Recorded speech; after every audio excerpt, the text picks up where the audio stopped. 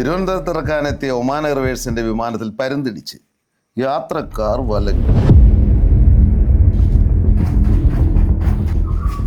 എന്ത് മോളെ, എന്ത് പറ്റി?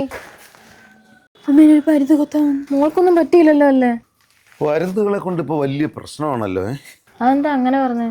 നീ വേർഡ് സ്ട്രൈക്സ് എന്ന് കേട്ടോ? ഇല്ല. നമ്മുടെ എയർപോർട്ടുകളിൽ വിമാനം ലാൻഡ് ചെയ്യുമ്പോഴും ടേക്ക് ഓഫ് ചെയ്യുമ്പോഴുമാണ് കൂടുതലായി നേരിടാൻ.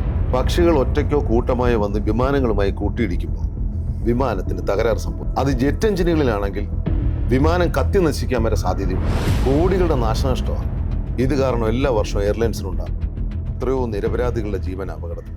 ഓ, ഇത് ഇത്ര വലിയ പ്രശ്നമായിരുന്നല്ലേ? നിനക്ക് ഓർമ്മയില്ലയോ കോർപ്പറേഷൻ ഹെൽത്ത് ഇൻസ്പെക്ടർ എന്ന് പറഞ്ഞത് വീടിന്റെ പരിസരത്ത് ഇറച്ചി മത്സ്യ വേസ്റ്റുകൾ ഇടരുന്നു, അതും വിമാനത്താവളത്തിന്റെ പരിസരത്ത്.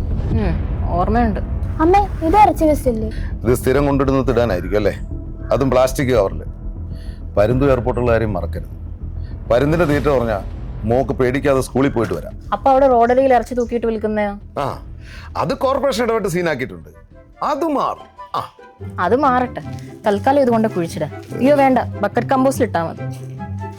നമുക്ക് പോവാം. നിന്റെ മാവൻ മേലിനി എന്തെങ്കിലും പണി ചെയ്യട്ടെ.